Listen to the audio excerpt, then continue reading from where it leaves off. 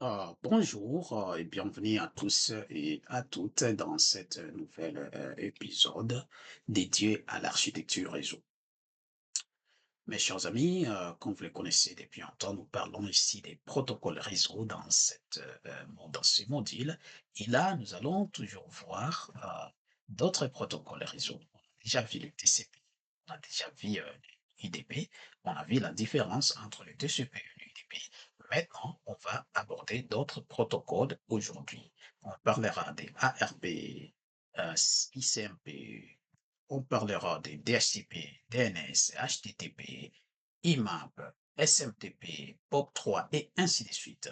Maintenant, dans cette vidéo, on va parler des, des autres protocoles, à savoir, je ne tue pas, la surprise reste dans la vidéo. Maintenant, avant d'aller beaucoup plus loin à découvrir ce qu'on vous propose aujourd'hui, n'hésitez pas à vous abonner, à liker, à cliquer sur notre notification pour recevoir les annonces lors de nos prochaines vidéos. Et surtout à rester attentif, à partager aussi. Donc, avant d'entrer dans les vifs du sujet, la seule chose que je vais faire, je vous fais passer ce petit générique et on se retrouve vite dans le shell du sujet.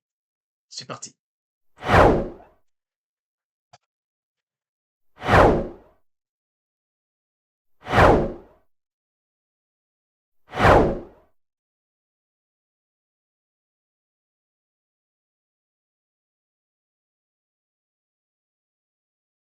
Voilà, là nous y sommes. Ici, nous parlons des protocoles réseau. Les protocoles réseau est là. Mes chers amis, on va voir, je pense que la définition des protocoles, on l'a déjà vu dans les vidéos précédentes. Si ça t'intéresse, tu vas aller regarder la première vidéo sur les protocoles réseau, TCP, et tu vas voir cette définition-là. Maintenant, ici, on va juste encore faire un récapitulatif des sommaires des protocoles et des modules qu'on va traiter.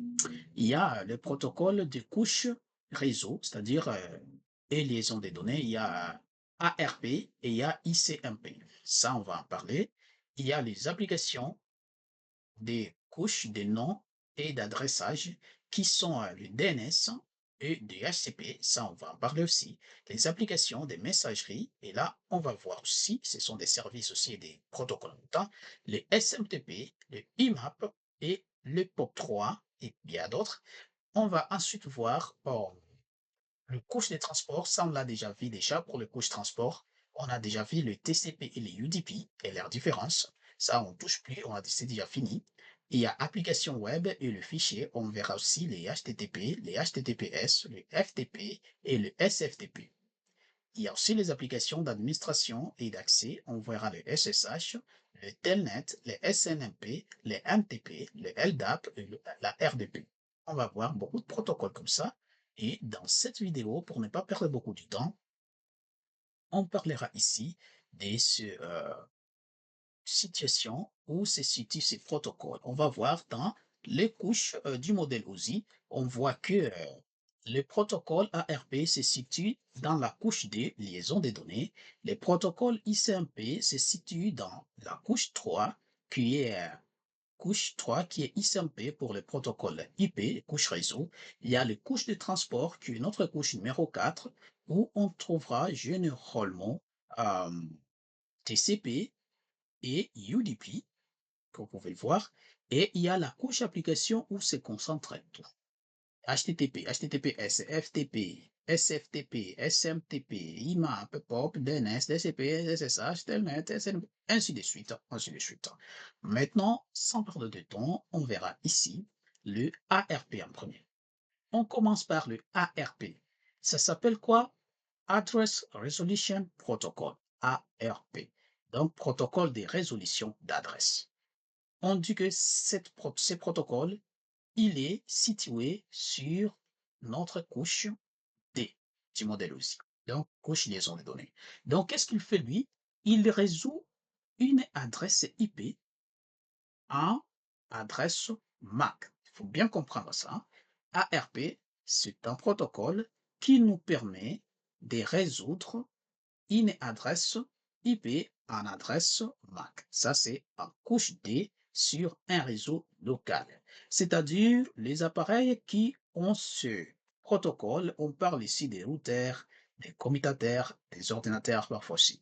Ici, qu'est-ce que ça fait ces protocoles-là? Ces protocoles-là vous permettent, ils dressent un petit tableau dans un routeur ou dans un commutateur où il va associer chaque adresse MAC à l'adresse réseau correspondant.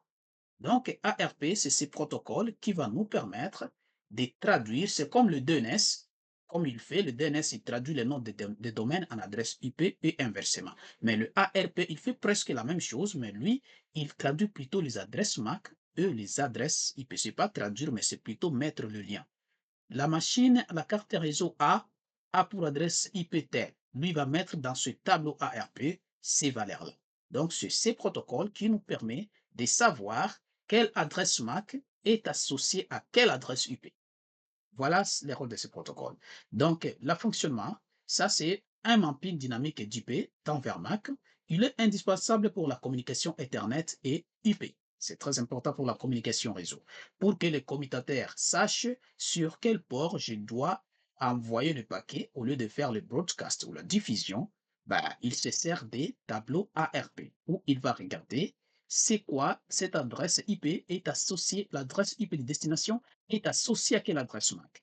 Et dès qu'il trouve l'adresse MAC associée, il dit OK, c'est cette adresse MAC-là. Maintenant, il prend l'adresse MAC parce que la couche D fonctionne avec les adresses MAC et pas les adresses IP. Il va récupérer l'adresse MAC, il va partir dans un autre tableau qu'on appelle maintenant le tableau MAC. C'est ce tableau MAC maintenant qui, à son tour, associe chaque adresse MAC au port connecté à l'appareil possesseur. Et là, il va regarder donc que cette adresse MAC provient des ports 3. Maintenant, il va seulement envoyer le paquet sur le port 3 au lieu de les envoyer partout comme le ferait un hub. Voilà la différence, mes chers amis. Ce que fait ARP. Il y a aussi la sécurité. La vulnérable au spoofing. Maintenant, ces protocoles peuvent être vulnérables au spoofing. Donc, ARP spoofing. Donc, ils vont essayer d'inonder par des requêtes bizarres sur plusieurs ports d'un commutateur par des requêtes bidons jusqu'à ce qu'ils mêlent les commutateurs. Parce qu'une adresse, un MAC doit correspondre peut-être à un port quelque chose comme ça. Maintenant, qu'est-ce que les spoofing font? Et ils vont envoyer des requêtes en masse de paquets bizarres sur plusieurs ports en même temps. Et qu'est-ce qui va se passer? Ça va bouleverser parce que le commutateur va se retrouver avec un système où un port a au moins 50 ou 60 adresses MAC. Et ça va bouleverser le système parce que le commutateur, le système ne supportera pas autant d'adresses MAC sur un seul port ou autant d'adresses. Et ça va bouleverser, ça va tout détruire. Et au final, le commutateur va commencer à agir comme un hub maintenant. Au lieu maintenant de surveiller sur quel port où je vais envoyer, il fait maintenant la division. Il fait à chaque fois quand il reçoit des paquets, il les envoie sur tous les ports. Et c'est ce que le cybercriminel veut parce qu'il veut obtenir les informations.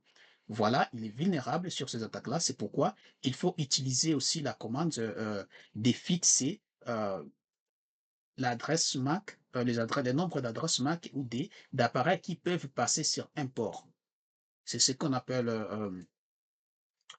on va voir ce commande-là où on fixe avec Sticky, on fixe le nombre d'appareils D ou à 1 ou à 3, donc on ne peut pas dépasser autant d'appareils pour éviter ça. Donc, il y a aussi le type de message. Donc, la requête ARP, c'est un broadcast, hein, par exemple, dans la diffusion, repose sur ARP unicast. Donc, table ARP mise en cache. C'est comme ça. Donc, lui, il va nous permettre, ce que je viens de dire, au lieu que des requêtes soient en broadcast, en diffusion, lui, il va permettre que la requête soit maintenant en unicast, concerne uniquement un seul appareil au lieu d'envoyer à tout le monde comme le ferait un hub. Et c'est ce qui fait la différence entre l'ancienne version des commutateurs qu'on appelle hub et l'actuelle version qu'on appelle des commutateurs. Tout simplement, c'est ça la différence là. Le hub, lui, il n'utilise pas ces choses-là, ces tableaux-là. Je pense qu'il n'a pas ces protocoles. Parce qu'il l'envoie à tout le monde tout le temps, pendant que le commutateur, lui, non, il a ça et ça vous permet de quitter la diffusion en unidiffusion.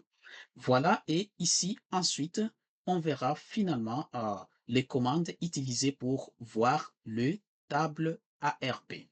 Ici, sur Windows, vous pouvez utiliser ARP-A. Là, tu vas voir sur ton ordinateur, ça existe aussi. Sur Linux, tu vas voir IPNet ou ARP-N et tu peux voir ça. Si tu utilises Linux, Windows, ainsi de suite, cette commande aussi est utilisée pour les commutateurs et les routeurs ARP-A. Et là, tu peux tout voir, mes chers amis. Là, c'était tout pour le protocole ARP. C'est fini et dans la prochaine vidéo, on viendra peut-être voir le protocole ICMP. Donc, je vous dis, mes chers amis, merci d'avoir été avec nous dès le début jusqu'à la fin. Je pense que maintenant, vous comprenez c'est quoi les protocoles ARP et ça ne va plus vous causer de problème par la suite. Je vous dis merci et bye bye.